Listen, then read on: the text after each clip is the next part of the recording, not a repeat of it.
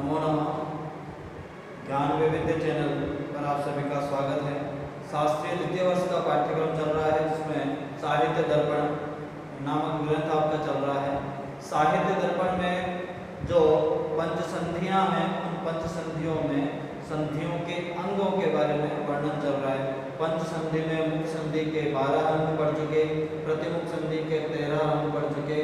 आज आपके सामने गर्भ संधि के त्रयोदशः अर्थात 13 अंगों के बारे में पढ़ेंगे।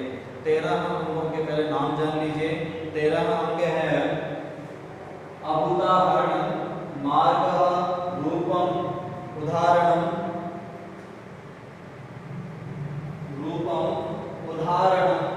क्रमः, संग्रह, अनुमानम, प्रार्थना, क्षिप्ति, त्रोटकम, अधिबलम, उद्वेगः, विद्रवः च।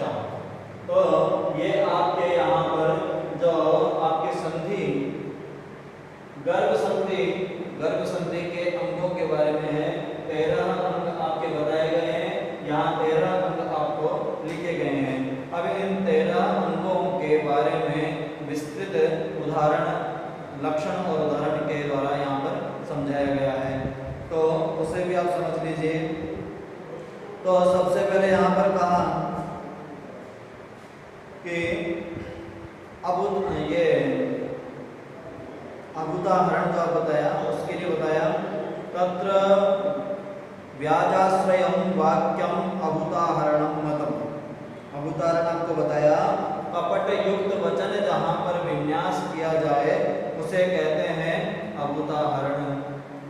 कपट पूर्वक वचन जहाँ पर कहा है, कपट पूर्वक वचन के लिए यहाँ पर उदाहरण दिया आपके लिए वेणी संहार का।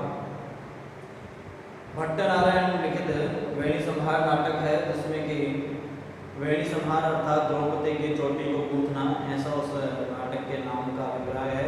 महाभारत की कथा आश्रित है, पांडव और कौरवों के युद्ध की कथा का वर्णन है। उसी समय का प्रसंग है कि युधिष्ठिर के लिए सभी जानते हैं कि युधिष्ठिर सत्यवाची है, हमेशा सत्य वचन ही बोलता है। और युद्ध का वृत्तांत ऐसा चल रहा है कि कौरव और पांडवों में युद्ध हो रहा है, लेकिन द्रोणाचार्य को मारना किसी के बस में नहीं है। तो कृष्ण अनुसार, कृष्ण के कहने पर या बात करने पर एक अश्वत्थामा नामक हाथी मरा था, और युधिष्ठिर के मुंह से ऐसा कहलवाना कि अश्वत्थामा मारा गया। अगर ऐसा युधिष्ठिर बोल दे तो द्रोणाचार्य पुत्र वत्सल होने के कारण वो निराश हो जाएगा, दुखी हो जाएगा, और दुखमग्न होने से वो अपने अस्त्रों को त्याग देगा, और उस समय पर द्रोणाचार्य को मारना आसान हो जाएगा। ऐसा युद्ध नीति बनाई गई कि किसी प्रकार से द्रोणाचार्य को हराने के लिए युद्ध करके तो हम उसको नहीं हरा सकते, लेकिन उसको छल से कैसे कि अगर उसे ये पता चल जाए कि अश्वत्थामा मारा गया तो वो पुत्र वत्सल होने के कारण अस्त्र छोड़ देगा। अब अश्वत्थामा योद्धा अच्छा था और वो कहीं दूर युद्ध कर रहा था, और युधिष्ठिर और वहीं पास में एक हाथी मरा, उस हाथी का नाम था अश्वत्थामा। तो युधिष्ठिर के मुंह से ऐसा कहलवा दिया कि अश्वत्थामा मारा गया, और युधिष्ठिर ने धीरे से बोल दिया नरो वा कुंजरो वा, हाथी या मनुष्य ये नहीं पता। तो उसने अपने सत्य बात को भी बोल दिया, लेकिन सिर्फ इतना ही सुनाई दिया द्रोणाचार्य को कि अश्वत्थामा मारा गया, और ये पता था कि युधिष्ठिर कभी भी झूठ नहीं बोलेगा, इसलिए युधिष्ठिर की बात को सच मान करके द्रोणाचार्य ने अस्त्र त्याग दिए और उनका वध कर दिया गया। तो उसी बात के लिए यहाँ पर कहा गया है कपट वचन। कपट वचन को यहाँ पर क्या कहा? अभूताहरण। तो कपट वचन क्या है, उसी के लिए बताया अश्वत्थामा हत इति प्रथा सुनना स्पष्टमुक्त्वा स्वैरं श्रीसे गज इति पुनर्व्याहृत सत्यवाचा तच्छ्रुत्वा सौ दैत्यतनयः प्रत्यया तस्य राज्ञः शस्त्राण्याजौ नयन सलिलं चापि तुल्यं मोच। अब इसके अंदर आपके मंदाक्रांता छंद का प्रयोग किया गया है। अगर छंद से हम बोलेंगे तो होगा अश्वत्थामा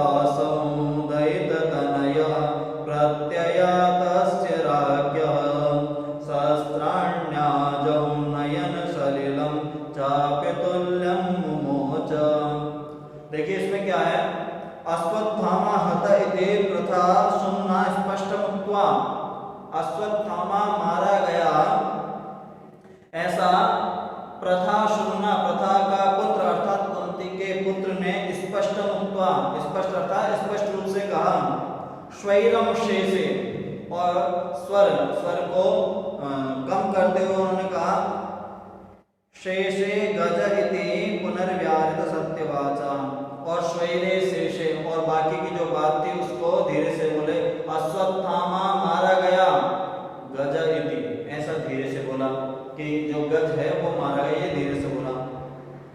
पुनर्व्याहृत सत्यवाचा, और उसने अपनी सत्यता वाली जो प्रतिज्ञा है उसको पूर्ण किया, अर्थात अश्वत्थामा ने झूठ नहीं बोला, इस बात को उन्होंने सिद्ध किया।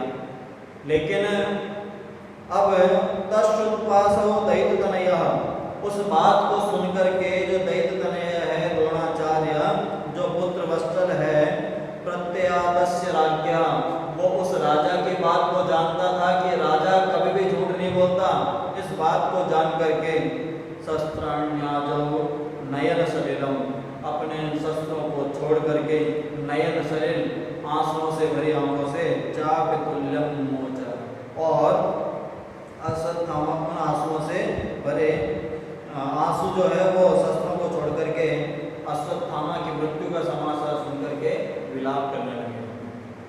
तो अब ये कपट जो था किसने किया, युधिष्ठिर के द्वारा कपट किया गया कि उन्होंने पूरी बात को स्पष्ट नहीं कहा, उन्होंने सिर्फ इतना ही कहा अश्वत्थामा मारा गया, और धीरे से कह दिया गजब, या नरो व कुंजरो व, कुंजर शब्द जो है वो भी हाथी के लिए प्रयोग किया जाता है, और गज शब्द भी हाथी के लिए प्रयोग किया जाता है, तो उसने कह दिया नरो व कुंजरो व। ऐसा सुनने से उसको तो सिर्फ द्रोणाचार्य को इतना ही सुनाई दिया कि अश्वत्थामा मारा गया, ऐसा सुनकर के उसने अस्त्र शस्त्र छोड़ दी। तो ये था आपका अभूताहरण में क्या, कपट युक्त वचन जो है उसे कहा अभूताहरण। अभूताहरण किसको कहा, कपट युक्त वचन। कपट युक्त वचन कौन सा है, ये आपको मैंने उदाहरण से समझा दिया। आगे है आपका मार्ग, दूसरा आपका जो है वो क्या है, मार्ग। तो मार्ग का क्या मतलब है, तत्वार्थ कथनम मार्ग, तत्वार्थ जो कथन है उसे कहा मार्ग। किसी प्रकृत विषय में संबंध होने योग्य परमार्थ वचन को यहाँ पर मार्ग के रूप में जाना। उदाहरण दिया चंड कौशिक जो नाटक है उसका उदाहरण दिया। राजा कह रहे हैं भगवान गृहताम अर्जितम इदम भार्या तनय विक्रियताम शेषार्थे करिष्यामि चांडाले अप्य आत्मविक्रयम। सत्यवादी राजा हरिश्चंद्र की बात है। चंड कौशिक नामक नाटक में उनका प्रसंग दिखाया गया। राजा कह रहा है भगवान पत्नी और पुत्र को बेचकर जो लाया हूँ उसे स्वीकार करें, जो कुछ बाकी रहे चांडाल के हाथ अपने आप को बेच करके पूरा करूँगा। तो इस प्रकार जो हरिश्चंद्र का जो प्रसंगोचित यथार्थ वर्णन जो है यहाँ पर वचन जो है उसे क्या कहा, मार्ग। हरिश्चंद्र जो है वो भी सत्यवादी हैं, कभी झूठ नहीं बोलते और किसी इतने बड़े दानी थे कि कोई कुछ भी मांगने आ गया तो उसको जो मांगेगा वो देते थे।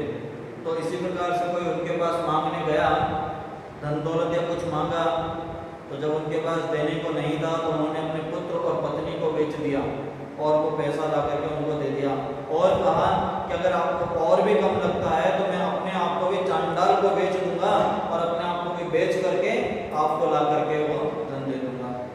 और उन्होंने ऐसा ही किया, अपने आप को भी बेच दिया और ला करके वो दिया।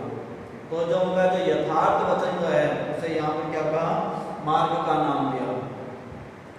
आगे है आपके तीसरा है रूप, रूपम वाक्यम वितर्कवत।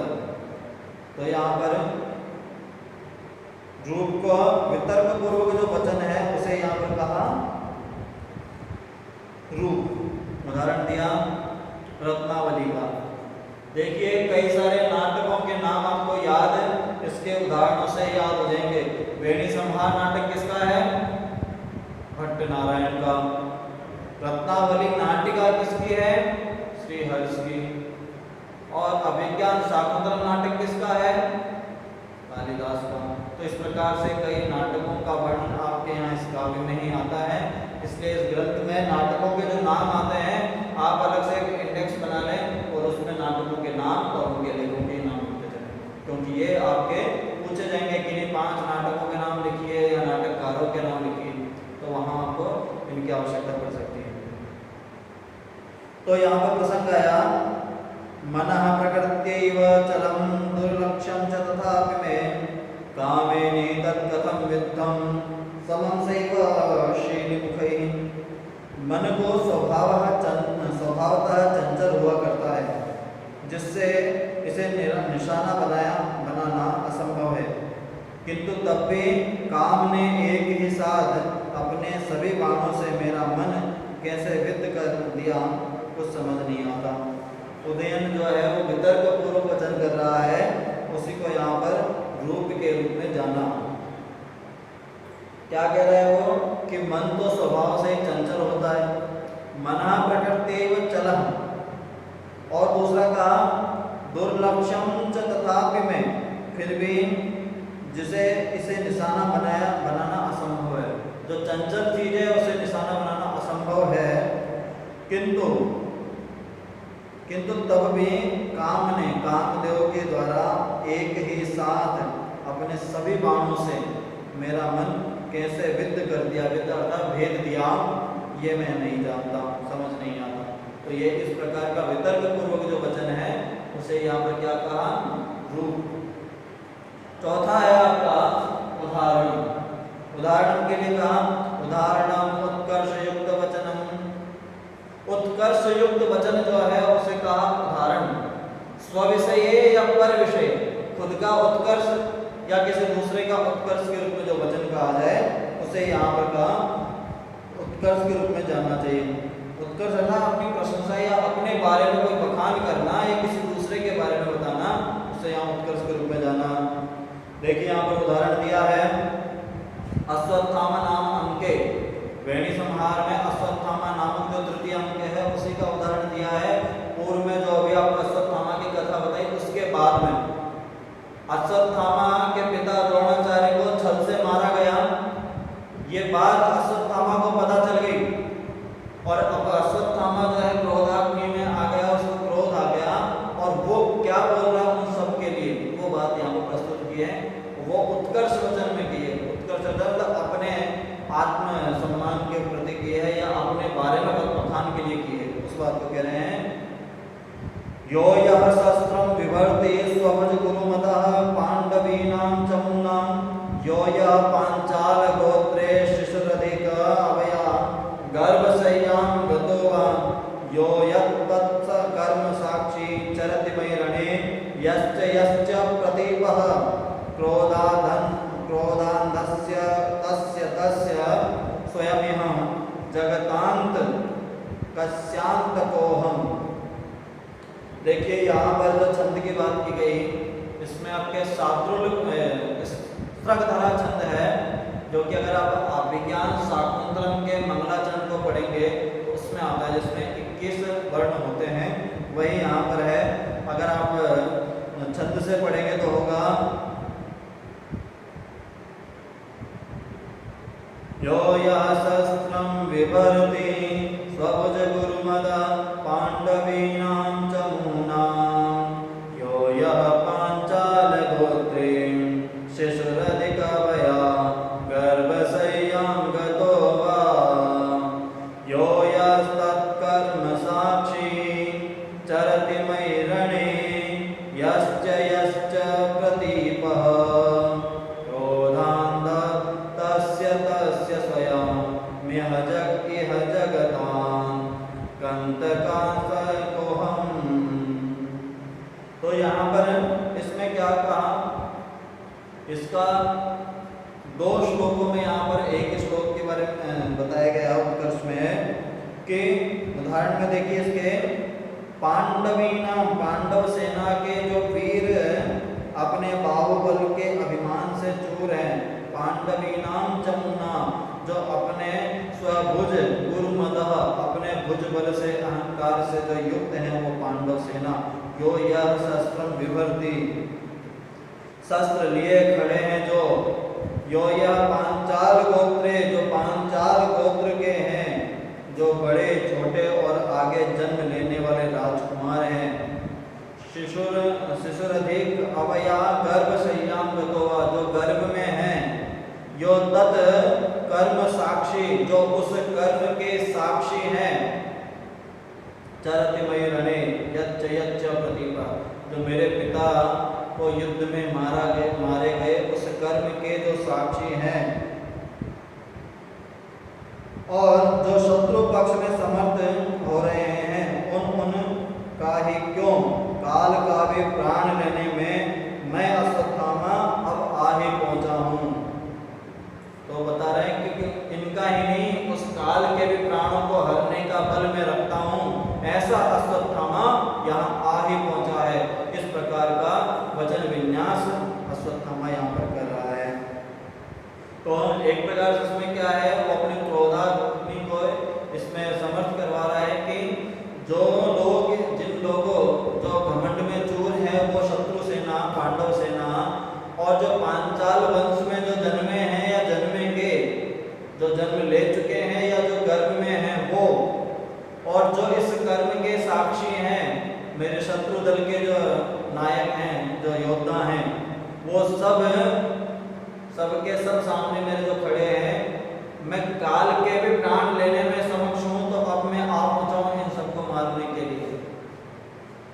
इसके बाद में एक श्लोक हो रहा था, कृतम अनुमतम दृष्टम वा यैदम गुरुपातकम मनुज पशुभि निर्मर्यादै भवद्भिरुधा युधै नरकरिपुणा सार्ध तेषां सभीम किरीटिनाम अयमहम अस्त्रिं मेदो मानसे करोमि दिशां बलिम। इसके अनंतर दूसरा श्लोक है वो, जिसमें कहा है कृतम अनुमतम, जिसने अनुमति दी, दृष्टम वा, और जिसने देखा, यैदम गुरुपातकम, जिसने इन गुरु को मरते हुए देखा है और जिसने इसकी अनुमति दी है। मनुज पशुभि निर्मर्यादै भवद्भिरुधायुधै, वो मनुज हो, पशु हो, पक्षी हो, जो भी है। नरक रिपुणा सार्ध तेषां सभीम किरीटिना, वो सब के सब नरक को जाएंगे। वो भीम आदि जितने भी योद्धा हैं वो सब। करोमि हम, मैं करूंगा, अष्टम मेदो मांसे दसों दिशाओं में, दसों दिशाओं में मैं उन सब के मांस को नोच नोच करके फेंकूंगा। रौद्र रस का उदाहरण स्वरूप में इसको लिया जाता है। तो वही प्रसंग इसके आगे वाला है। तो हमारा तत्व यहाँ तक जानना यही था कि उदाहरण का अर्थात उत्कर्ष पूर्वक वचन जो अपनी प्रशंसा में उसने कहा कि मैं जो काल को भी मारने में समर्थ हूँ, वो ये सब तो मेरे सामने क्या है, इस प्रकार का वचन जो था उसे उदाहरण के रूप में लिया। आगे आपका जो प्रसंग है वो है क्रम। जो अगला संधि अंग है आपका वो है क्रम। भाव तत्वोपलब्धि ही तो क्रम स्यात्। भाव जो है पांचवा है आपका, भाव अर्थात पराभिप्राय या भावी अर्थ के निर्णय को क्रम रूप से यहाँ पर बताया गया है। उदाहरण दिया यहाँ पर अभिज्ञान शाकुंतलम का। स्थाने खलु विस्मृत निमेषेण चक्षुषा प्रियाम अवलोकयामि। दृश्य है गांधर्व विवाह के पूर्व का कि शकुंतला अपनी सखियों को भी कुछ नहीं कह पा रही कि वो किससे प्रेमानुराग करती हैं, और शकुंतला दुष्यंत को भी स्पष्ट रूप से नहीं पता कि क्या शकुंतला मुझे प्रेम करती है। लेकिन जब शकुंतला उद्यान में बैठी है तो दुष्यंत कहीं छिप करके देख रहे हैं कि शकुंतला क्या लिख रही है, और जो लिखा है उन्होंने पत्ते पर दुष्यंत का नाम और उनके बारे में जो लिख रही है प्रेम पूर्वक वचन, उनको दुष्यंत पढ़ रहा है उसी के बारे में। स्थाने खलु विस्मृत अन्वेषण चक्षुषा प्रियाम अवलोकयामि। प्रियतमा जो शकुंतला है उसको निर्निमेष नयनों से देखना मेरे लिए सर्वथा उचित है। छिप करके देखना मेरे लिए उचित है, क्योंकि वो मुझसे प्रेम करती है। कोई पर पुरुष किसी स्त्री को देखे तो वो उचित नहीं होता, लेकिन वो मुझसे प्रेम करती है इसलिए मेरा उसको छिप करके देखना उचित ही है। और क्या बता रहा है,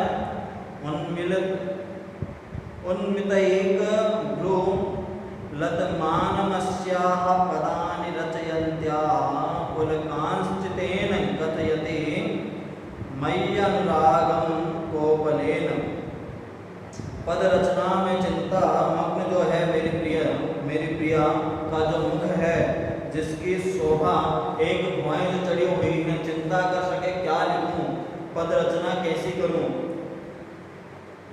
और जिसके आनंद के रोमांच उठते जा रहे हैं, उनके अपने कपोल फलक से मेरे प्रति जो अनुराग की सूचना जो दे रहे हैं, ऐसा जो वर्णन यहाँ पर है, वही वर्णन क्या कहा यहाँ पर, भावी अर्थ का निर्णय, अर्थात उसको देख करके मन में उसकी प्रसन्नता दुष्यंत के क्यों हो रही है कि यही भाव जो है वो भाव आकर के जाकर के क्या प्रेम मिलन का भाव तत्व देख रहे हैं, उसे यहाँ पर क्रम के रूप में जाना। आगे है आपका संग्रह। संग्रह पुनः सामदानार्थ संपन्न।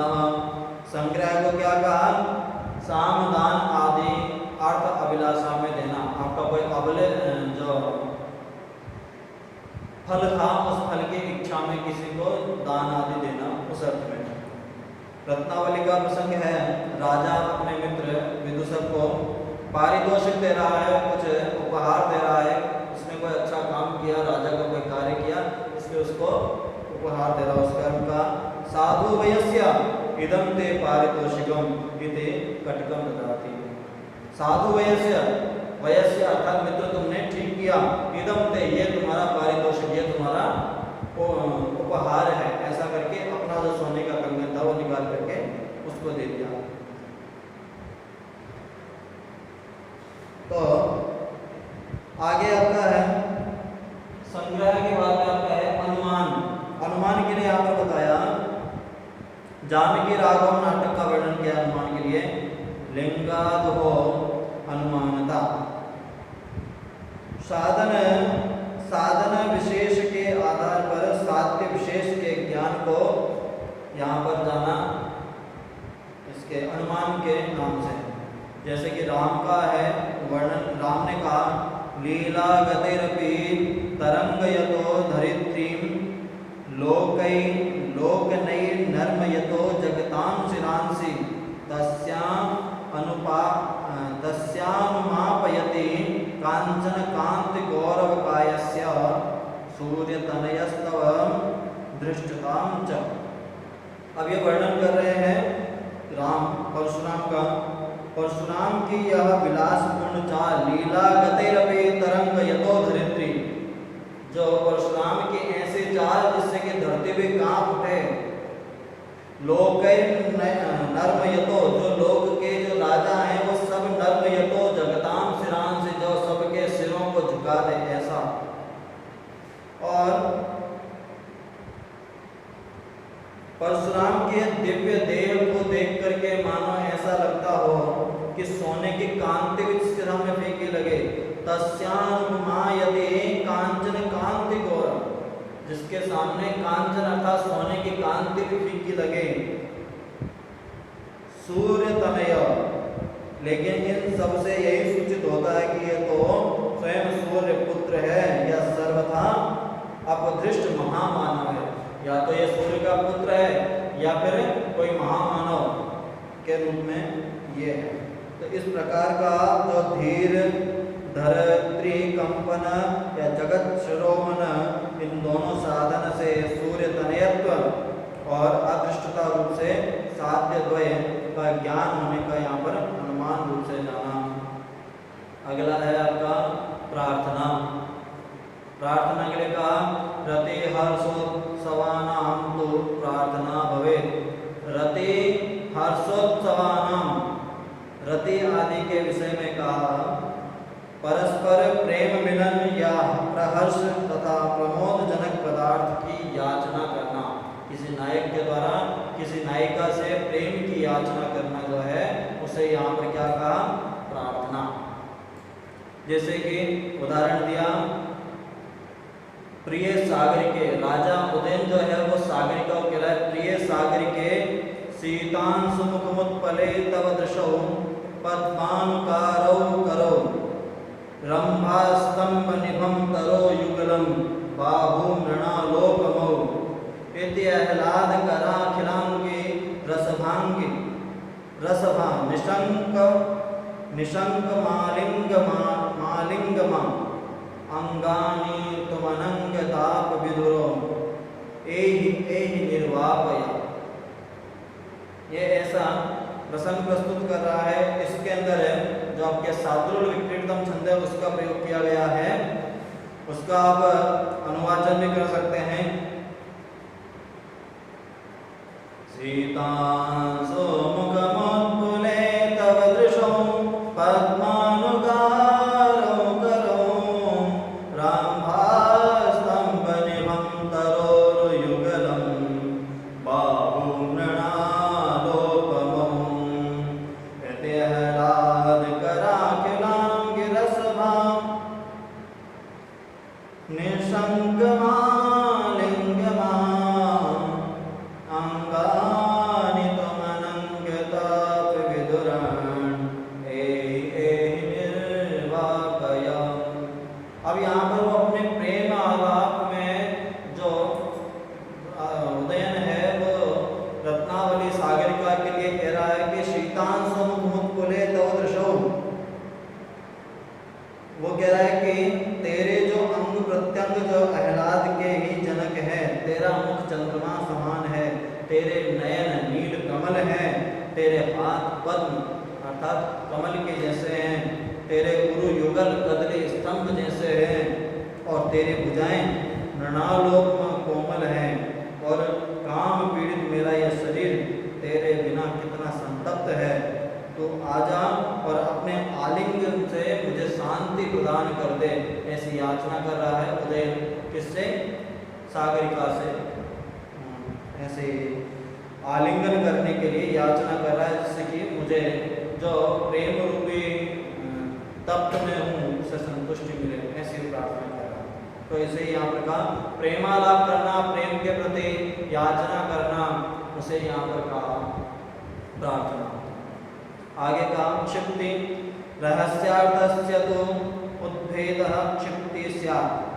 रहस्य का उद्भेद करना उसे यहाँ क्षिप्ति के रूप में कहा। रहस्यात्मक इतिवृत्त की सूचना जो है उसे उदाहरण दिया। अश्वत्थामा के अर्थात तृतीयांक समास उसका ही एकस्यैव विपाकोऽयं दारुणो भूमि वर्तते केशग्रे द्वितीयस्मिन् नूनं निःशेषिता प्रजा। एकस्यैव विपाकोऽयं, एक जो विपत्ति का कारण था यहाँ पर वो तो थे द्रौपदी के केश कर्षण का। जो ये भयंकर परिणाम हुआ, महाभारत का युद्ध जो छिड़ा, उसका पहला कारण तो क्या था? वो द्रौपदी के केशों से खींच करके लाना। तो जो कुछ हो चुका वो तो केवल द्रौपदी के केशाकर्षण का भयंकर परिणाम रहा, परंतु दूसरी बार जो केश पकड़कर जो खींचे द्रोण के जो केशाकर्षण में जो अब होने जा रहा है, वो संसार में विनाश से कम अनर्थपूर्ण कदापि नहीं होगा। ऐसा अश्वत्थामा जो है वो क्या कर रहा है? रहस्यपूर्ण अर्थात आगे के लिए रहस्यात्मक इतिवृत्त की सूचना दे रहा है कि अब जो होने वाला है वो संसार में सबसे ज्यादा विनाशकारी होगा। आगे कहा 10वां त्रोटक। त्रोटक के लिए कहा सरंध वाकः, क्रोधाभिव्यंजन वचन विन्यास करना ही त्रोटक है। सरब्धम वाक, वाक अर्थात क्रोधाभिव्यंजन में वचन विन्यास करना। यहाँ पर चंड कौशिक जो नाटक है उसका वर्णन कहा। कौशिक ने कहा आह पुनः कथमद्यापि न संभूताः स्वर्ण दक्षिणा। कौशिक कह रहे हैं ओह फिर तुमने कहा कि अभी तक मेरी स्वर्ण दक्षिणा तुम नहीं जुटा पाए। इस प्रसंग में कौशिक विश्वामित्र को रोष पूर्वक जो वचन विन्यास कर रहे हैं उसे यहाँ पर क्या कहा? त्रोटक के रूप में कहा। आगे है आदिवल। आदिवलम अभिशक्त श्लेषेण यह। उदाहरण यहाँ पर दिया रत्नावली का ही कि आदिवल का अभिप्राय किसी व्याज से किसी के अभिप्राय का अन्वेषण करना। तो यहाँ पर कांचन माला जो है, जो वासवदत्ता की दासी है, वो कांचन माला महारानी को लेकर आती है और वो कहती है महारानी इदमेव चित्रशाला। अब मैं वसंत को इशारा करती हूँ और मैं अब जाकर के वसंत को इशारा करती हूँ। ऐसा जो यहाँ पर व्याज अर्थात धोखे का जो अभिप्राय यहाँ पर किया, क्योंकि जो उदयन और विदूषक है वो इंतजार कर रहे हैं सागरिका का मिलने का, और वहाँ पर सागरिका के भेष में पहुँच गई वासवदत्ता। तो उस बात को यहाँ पर व्याज के रूप में दिखाया गया है। फिर आगे 12वां जो आपका है उद्वेग। उद्वेग का वर्णन कर रहे हैं। उद्वेग का अभिप्राय किसी कारणवश उत्पन्न भय का अभिप्राय यहाँ पर है। नृपादि जनिता भीतिर उद्वेगः परिकीर्तितः यथा भेण्यां प्राप्तवेकरथारूढो प्रक्षतो त्वामितस्ततः सह कर्णारि सह च क्रूरो वृककर्मो वृकोदरः। अब यहाँ पर बता रहे हैं एक रथ पर सवार और तुम्हें पता लगाते हुए दोनों आ रहे हैं, जिनमें एक तो कर्ण का घातक है और दूसरा क्रूर वृकोदर भीम आ रहा है। इस प्रकार जो भय उत्पन्न करने वाला जो उसे कहा उद्वेग। और 13वां अर्थात 13वां जो अंग है गर्भ संधि का, उसका नाम है विद्रव। विद्रव के लिए का शंका भय त्रास कृतः संभ्रमो विद्रवा मतः। जो शंका भय और त्रास से संभूत जो संभ्रम अथवा चित्त की व्याकुलता जो है, डर जाना, भयाकुल हो जाना, उसे ही कहा यहाँ पर विद्रव। उद्वेग में तो किसी भय की आशंका होना, और यहाँ पर उस भय के द्वारा डर जाना, व्याकुल हो जाना।